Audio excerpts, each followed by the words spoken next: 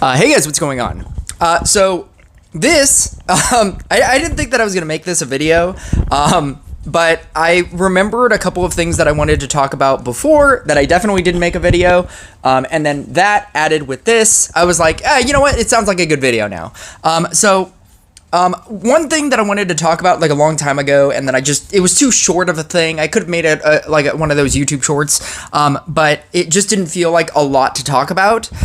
They changed the rewards in events. So right now you have legendary hero fragments for 200.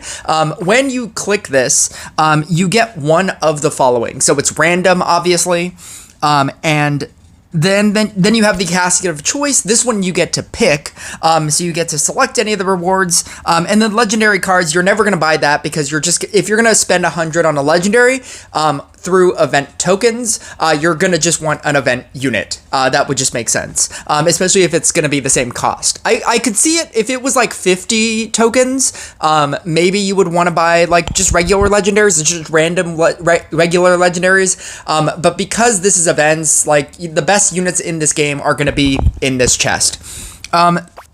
But I did want to talk about legendary hero fragments and whether or not this is now a good buy.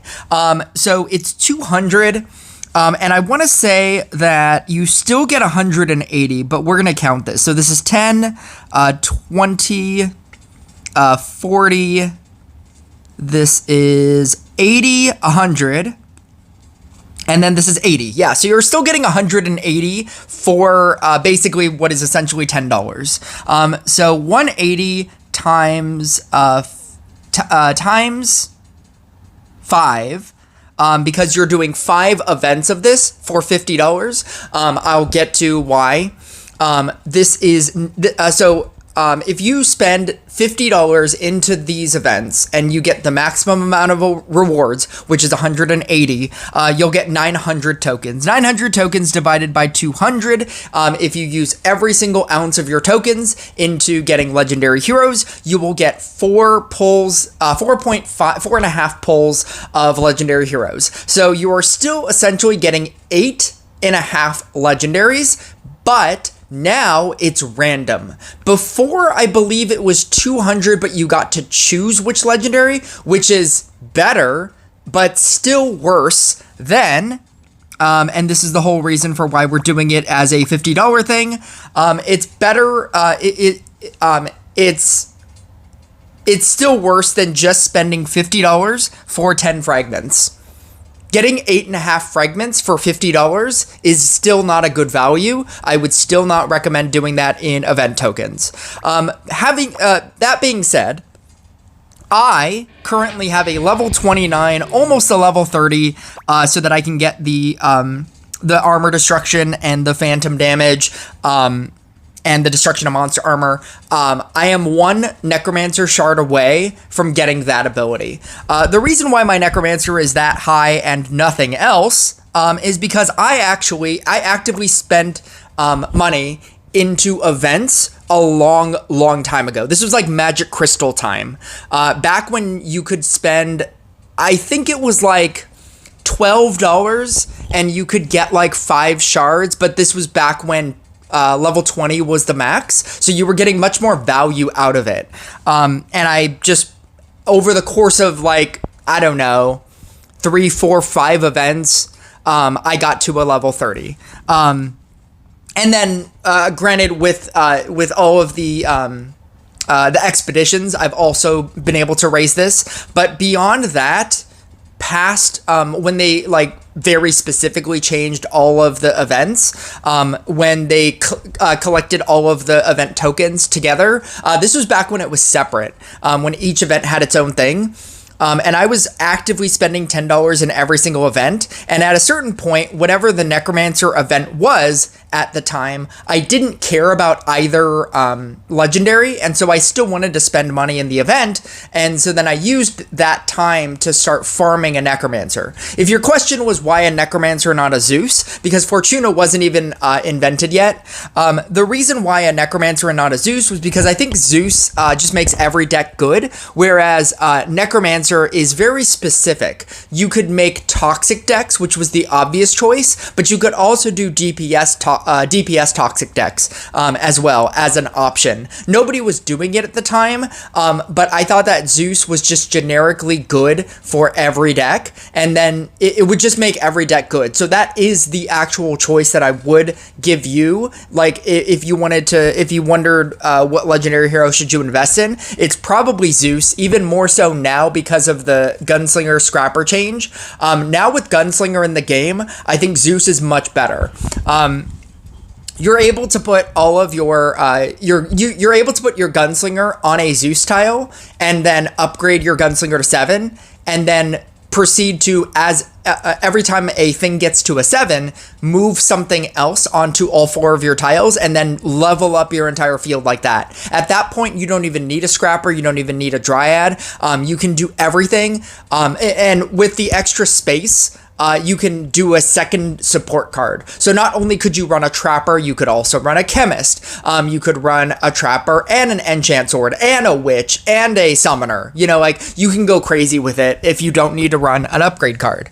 And I think Zeus might be the better choice now, because being able to consistently level 7 your entire field is going to be much harder now because of the Scrapper nerf. But with all that being said, the reason why I wanted to do a Necromancer was because I thought that it would give you a lot more options in deck building, as opposed to just getting a Zeus. Zeus makes all of your decks better. Necromancer gives you more options for deck building, and I thought that was just more interesting.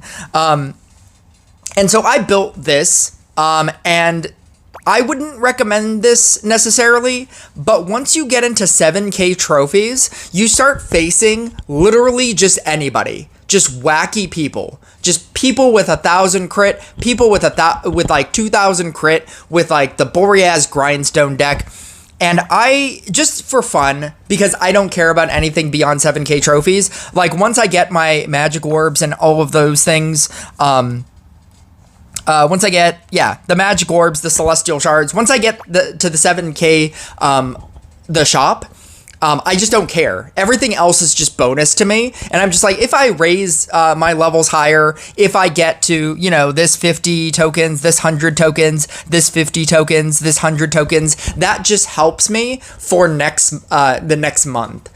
Because now you need 600 for Magic Orbs, because you need 300, and then you need like 120 for the Celestial Shards, or you need like 240 and then 240 or something. It's something crazy. You need a lot, and you want to buy all the Celestial Shards and all the Magic Orbs every single season. And so once I get to this area, into the 7K trophy world, there was a part of me that thought that I would start facing just ridiculous people. And just for fun, I wanted to try this deck out. And I got so many wins in a row. It was insane. So I'm obviously gonna show you a game, and it's actually gonna be here we go. It's actually gonna be okay, so here it is.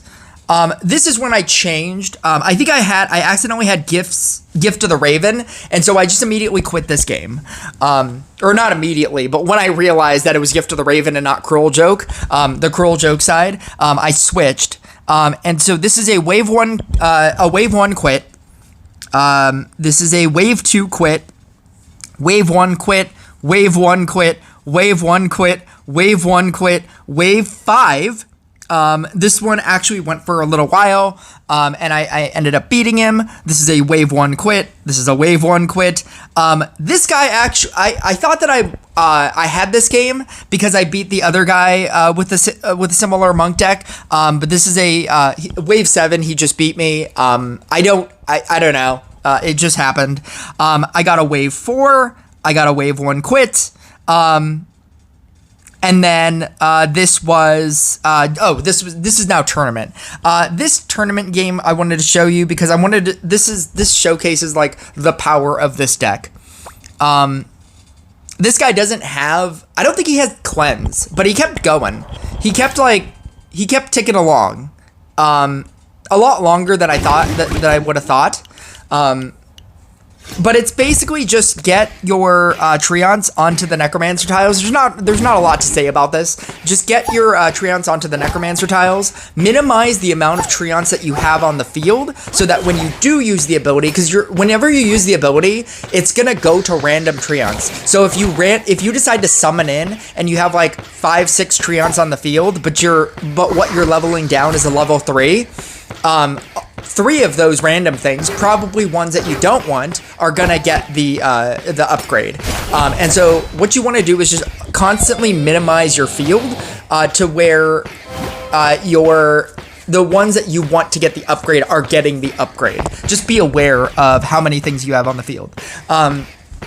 So like right here, I have like 5 things on the field, and I definitely don't need it. But I also don't have anything on a tile either.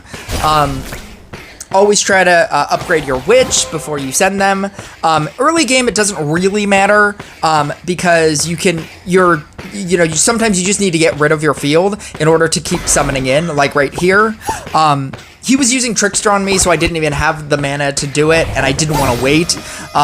The level 3 Harlequin on the tile, you could copy something. Oh no, I was gonna say you could copy a level 3 Treant, but then you don't want to, because then it would become a level 1. So it's better to level it down to get the 3 stacks, or to get 2 stacks out of it, and then just copy a Treant if you wanted to do it that way. But I normally do like saving my, like building up a large quantity of level 3 Harlequins, so that when I merge into a level 3 witch, I can just like auto copy all of them. It's my favorite thing. It's my favorite, like polymorph is my favorite witch ability. It was one of the reasons, like when witch became a card, when it was first introduced, I saw polymorph and the Harlequin interaction, and I was just like, I love it. I love that interaction. I am running multiple summoning on my summoner. You just tend to dissolve your field very, very quickly because you're constantly using everything. You're constantly leveling things down, so you want that extra summon in. I'm using Curse of the Spirits as a toxic thing, and I'm actually using Wrath of the Ancestors, which actually does come into play. There's a point where he gets, I want to say a golem, and I almost kill him outright just by using a Wrath of the Ancestors. It's kind of like a bad version of a Demonologist, but the fact that it's attached to a summoner is really good, because then you can use all of the summoner abilities, and then you can use all of the, you can have something that kind of acts like a, like if their entire field gets golemed, you can use it as a kill condition, like how you would use a Demonologist. All of the talents are the ones that you would assume. Circle of Curses, Witchfire, Cruel Joke. This is all right side. I've built up counter spells on all my equipment, and that's how I've spec'd out my gear. So that's how I've spec'd out my gear. So I actually have an Amulet of Weakness that's set to Forest Faction. That's also set to counter spells. So I'm able to just give him just an infinite amount of tiles. I've been trying to set up for a toxic deck, and even though they keep nerfing toxic, this was really fun. This build was really fun. I think I might. There's a possibility that I might get rid of Shaman and put in like if I had like a Max Frost. I don't know if that's a definitive, but I do like the fact that if I did that, I think I would take out a Harlequin and I would put in like a Scrapper. And I would put in like a Max Frost. I think that a Max Frost, even though people stopped using it because they nerfed that as well, I think the Frost King ability is just so good, and it's just such a great passive ability that just keeps like snowflaking your opponent. That it's just good. Right there was where I used the Wrath of the Ancestors and almost killed him outright. I thought that he was gonna die a lot quicker in this round because of how bad he dealt with that boss. And then I just have like infinite witches at this point. I don't think he has any cleanse. I don't know if he had cleanse. I guess he had cleanse on he had cleanse there, and I guess he thought that was enough.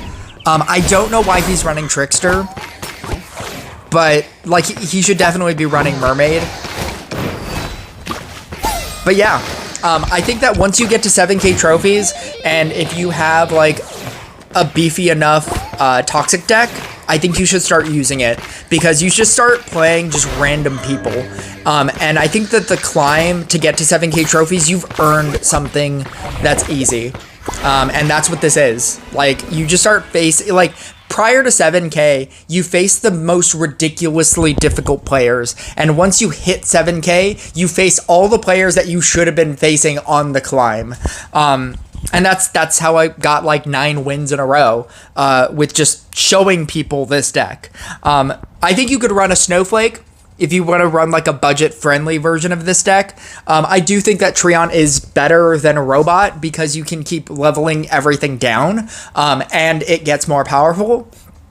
But yeah, I think it's just something fun, something that's not try-hardy, and sometimes if you play the meta, and the meta after 7K is just random people, I think it's better than having to try hard with actual decks. Because if you bring in a regular deck and you're playing against a 1K monk player, he's just going to try to play you, as opposed to just showing them this and then them being like, I don't want to play against that. But I think it's funny.